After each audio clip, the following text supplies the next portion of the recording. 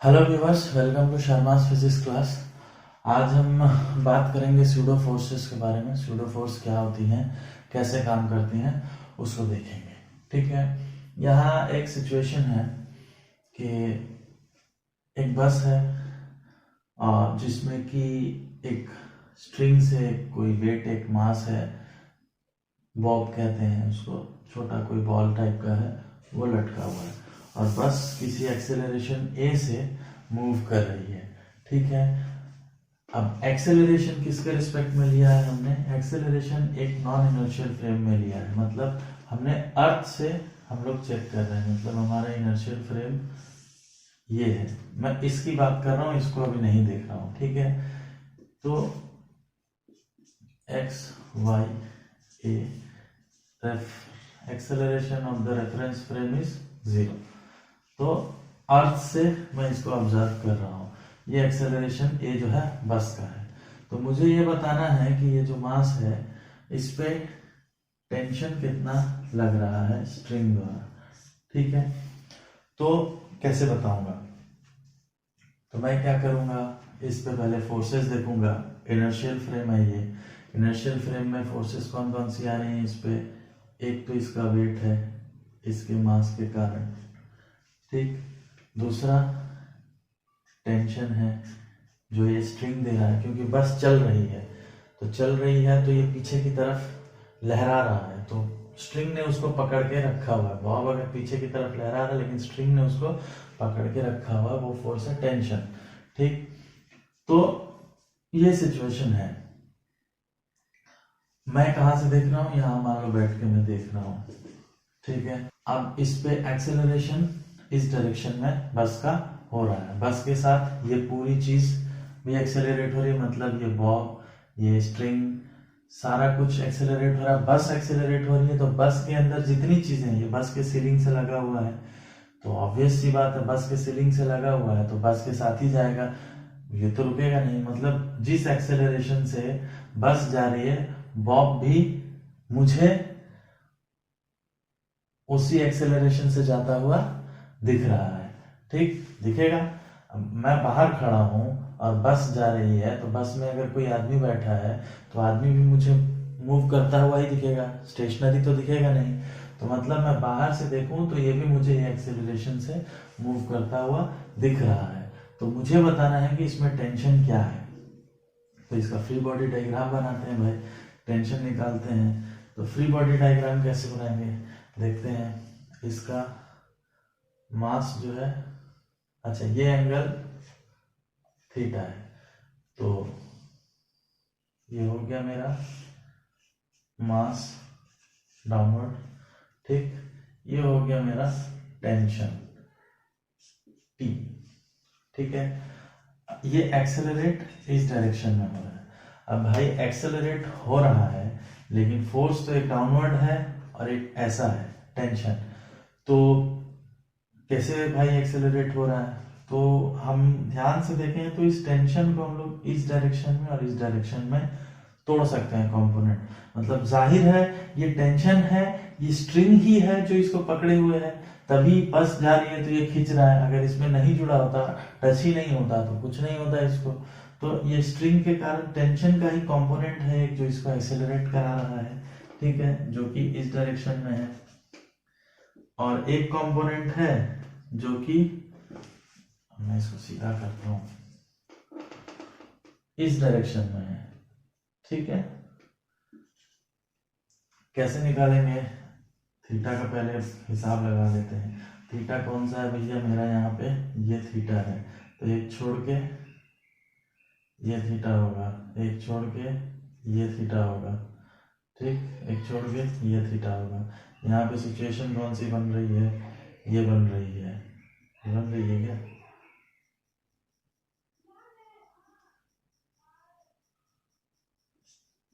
ये थीटा हो रहा है, देखिए ये और ये थीटा हो रहा है। ये थीटा हो रहा है तो ये क्या हो जाएगा? T cos theta.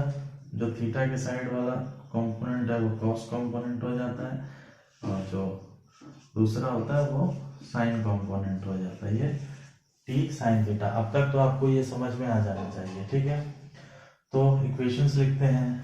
ये हमारा mg, हमारा वर्टिकल डायरेक्शन में कोई मोशन हो रहा है क्या? मेरे हिसाब से नहीं हो रहा है। तो mg इज इक्वल टू क्या हो जाएगा, t cos थीटा बराबर हो जाएगा। ठीक, ये 1 हो गया। दूसरा, हमारा एक्सेलरेशन सिर्फ हॉरिजॉन्टल में हो रहा है, ये ऐसे जाता हुआ दिख रहा है। इसका मतलब जो इम्बैलेंस फोर्स है वो क्या है, p sin theta is equal to mass of the ball into acceleration. ये दूसरा इक्वेशन है। ठीक है।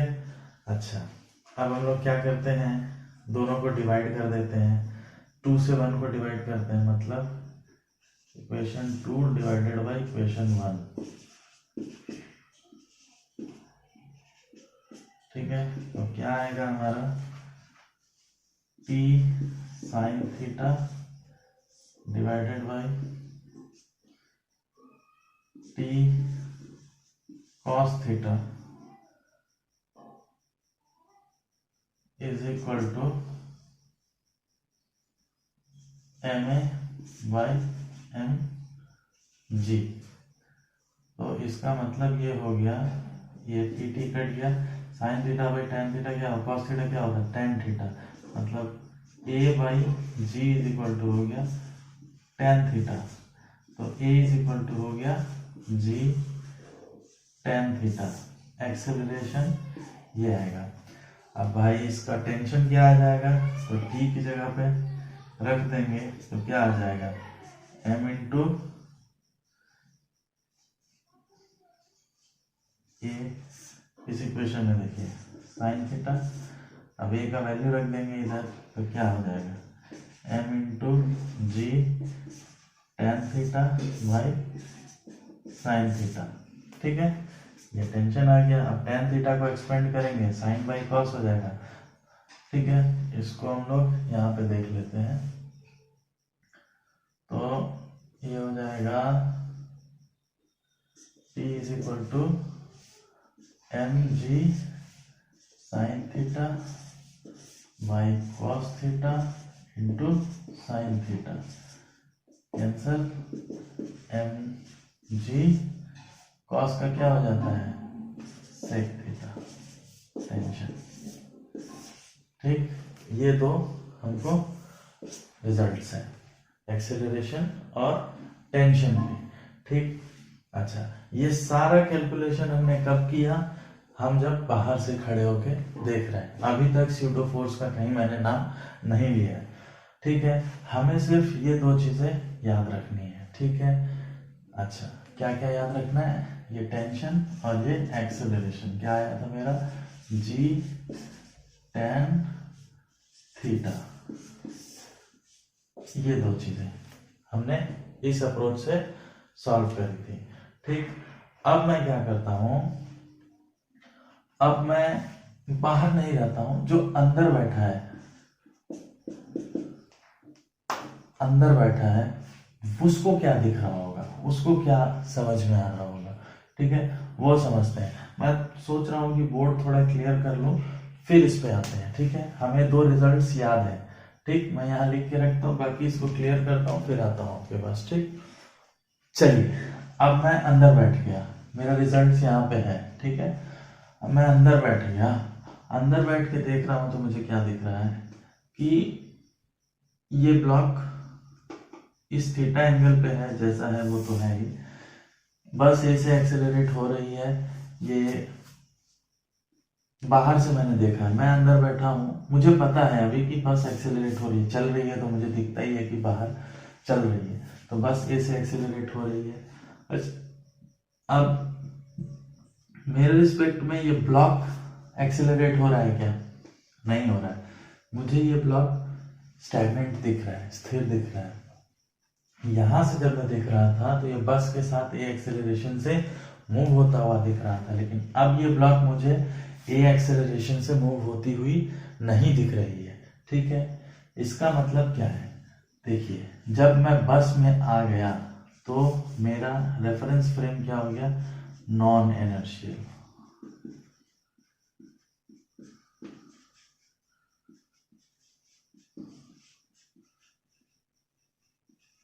ठीक। बस के अंदर जब मैं आ गया तो एक्सेलरेशन बस का नॉन जीरो है, तो मतलब अब मेरा फ्रेम ऑफ रेफरेंस मैं बस के रिस्पेक्ट में देख रहा हूँ, मैं अपने इस बस में बैठा हूँ तो अपने बस मेरा एक्सेलरेशन में है, तो मैं भी एक्सेलरेशन में हूँ, ये भी एक्सेलरेशन में है, लेकिन मेरे रिस्पेक्ट में ये एक्सेलरेट नहीं हो रहा है, मतलब मैं non inertial frame of reference में हूँ। बाहर वाला आदमी कहेगा नहीं ये एक्सेलरेशन से जा रही है, बट मैं कहूँगा नहीं ये तो भाई स्थिर है।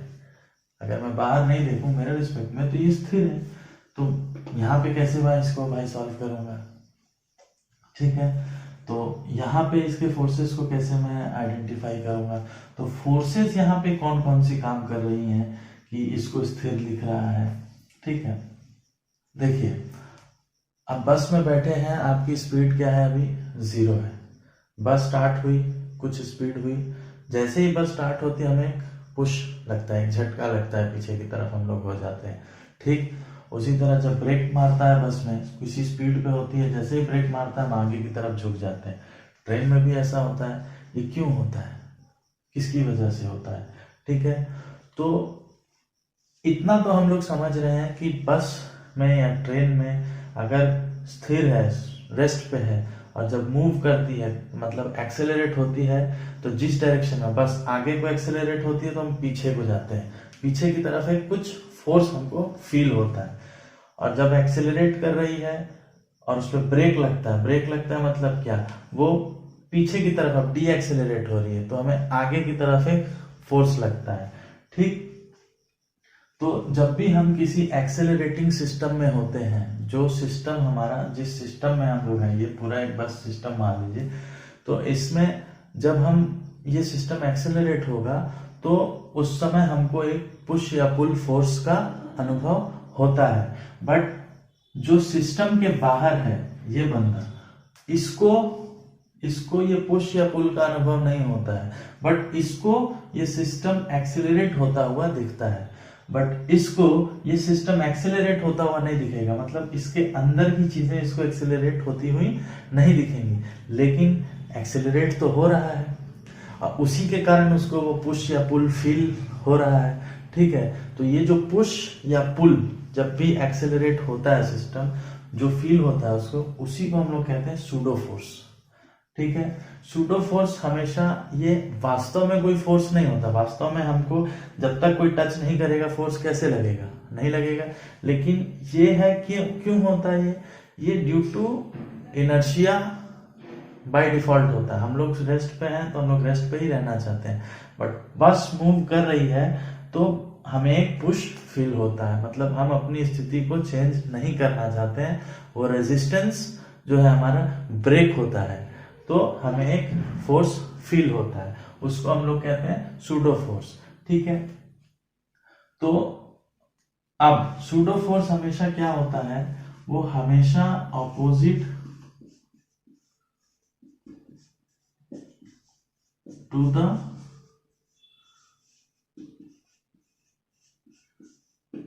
डायरेक्शन ऑफ एक्सेलरेशन होता है।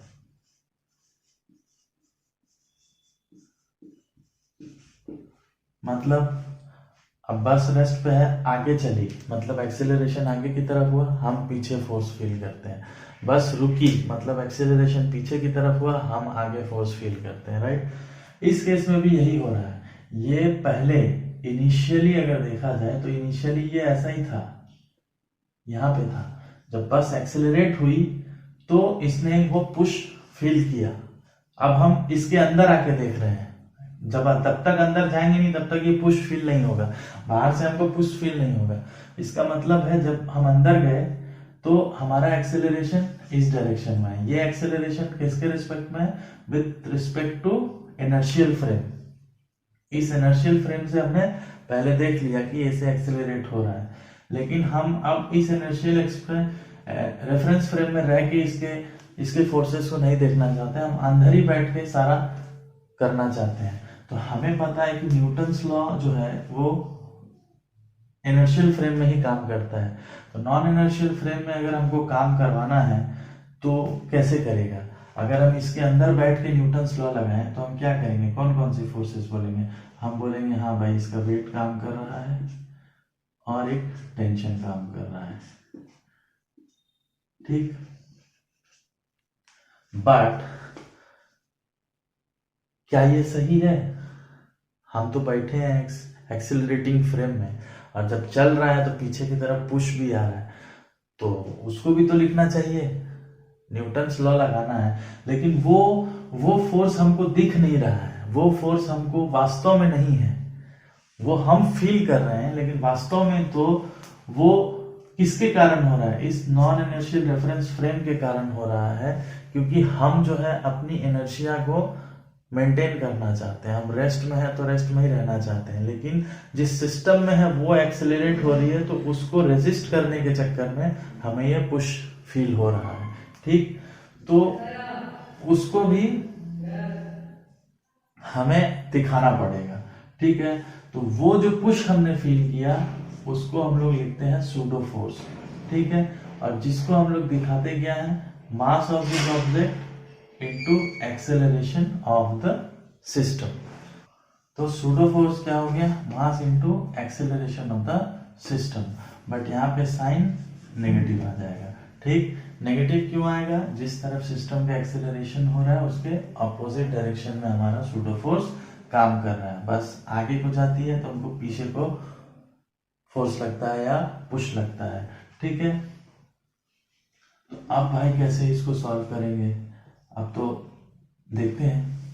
पहले इसका फ्री बॉडी डायग्राम तो हमको समझ में आ गया कि ये mg फोर्स है, ये टेंशन है, और ये इसका सूडो फोर्स है, मास इनटू एक्सेलरेशन, ठीक है। और कुछ नहीं है। अब हम एंगल का थोड़ा अपना प्रॉब्लम सॉल्व कर लें। एंगल का क्या है भाई? एंगल वर्टिकल से बना रहा है, कहाँ पे करेंगे? यहाँ पे करोगे? चलो, मैं हमेशा ऐसे ही करता हूँ। एंगल कौन सा है? ये वाला है, थीटा। तो ये छोड़ के ये थीटा होगा, ये थीटा होगा, और ये थीटा होगा, ठीक। अभी मैं क्या कर सकता हूँ? इसको एक्सटेंड करता हूँ, इसको एक्सटेंड करता हूँ, ठीक है। तो मेरा एंगल जो है थीटा यहाँ पे आ रहा है पहले की तरह। देखिए, अब मेरे रिस्पेक्ट में ये ब्लॉक एक्सेलरेट नहीं हो रहा है। एक्सेलरेट हो रहा है क्या? नहीं हो रहा है, ठीक है। अब एक्सेलरेट नहीं हो रहा है तो इस फोर्स को बैलेंस करने के लिए एक कोई फोर्स चाहिए। तो मैं देख रहा हूं कि टेंशन को मैं इस डायरेक्शन में और इस डायरेक्शन में डिकम्पोज कर सकता हूं। ये है मेरा टी साइन थीटा, ये टी कॉस थीटा। इक्वेशंस अगर लिखूं मैं तो इक्वेशंस क्या हो जाएंगी?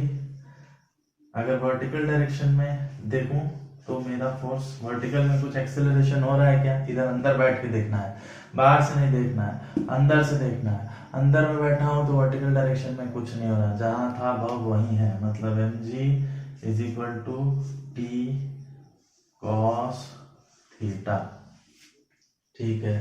पहला इक्वेशन हो गया। दूसरा, हॉरिजॉन्टल डायरेक्शन में कुछ हो रहा है क्या? कुछ नहीं हो रहा है, कहीं कुछ एक्सेलरेशन नहीं हो रहा। मैं यहाँ पे बैठा हूँ, मुझ पे भी तो ये फोर्स लग रहा है हमें।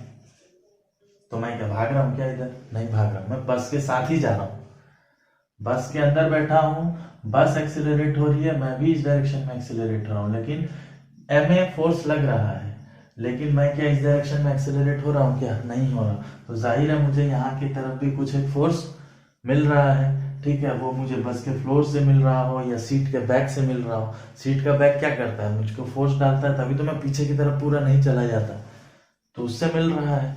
उसको सीट को कहाँ से मिल रहा है? बस के फ्लोर से मिल रहा है। तो यहां बैठ के मुझे ये एक्सेलरेट होता हुआ नहीं दिखाई दे रहा है। मतलब हॉरिजॉन्टल डायरेक्शन में भी कोई एक्सेलरेशन नहीं है। बस के अंदर बैठा हूं तो मुझे ये चीज मूविंग नहीं है, मेरे लिए ये रेस्ट में है। बस के अंदर अगर आप जा रहे हैं और मैं जा रहा हूं तो मेरी बगल वाली सीट में आप बैठे हैं, बस चल रही है, तो क्या आपको मैं बोलूंगा कि आप मेरे रिस्पेक्ट में चल रहे हैं क्या? नहीं चल रहे हैं, आप रेस्ट पे मेरे साथ बैठे हैं। अगर बस चल रही है, वो किसके रिस्पेक्ट में है? वो आउटसाइड, बस के आउटसाइड जो रोड है या कोई दुकान है या कोई चीज है उसके रिस्पेक्ट में। बट बस के अंदर जो बैठा है वो एक दूसरे के रिस्पेक्ट में मूव नहीं कर रहे हैं। तो मेरे रिस्पेक्ट में ये तो रेस्ट पे है, रेस्ट पे है तो हॉरिजॉन्टल डायरेक्शन में भी फोर्सेस 0 होने चाहिए। तो मेरा एम ए जो है ये एम ए ये इज इक्वल टू होना चाहिए टी साइन थीटा के। दूसरा इक्वेशन डिवाइड कर दीजिए 1 से 2 को या 2 से 1 को, सिंपल आएगा। देखो टी टी कट जाएगा, M A by M G is equal to हो जाएगा sine theta by cos theta. कैसे हुआ?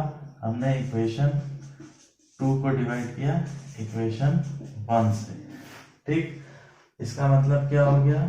ए by G is equal to हो गया टेन थीटा, तब ए इज इक्वल टू हो गया जी टेन थीटा।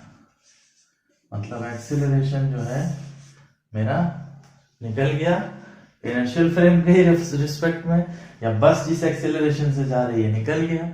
अच्छा, अब टेंशन निकाल लेते हैं भाई, ठीक है। टेंशन की जगह अब ये फिर वही है, टी इक्वेशंस वही आएंगी, टी की जगह आप कहीं भी डाल दी, T sine theta is equal to M A, M into A क्या है? जी साइन टेन थीटा को मैं लिखता हूँ direct sine theta by cos theta. Sine theta काट दो, कॉस का सेक हो जाएगा, E is equal to M G sec theta.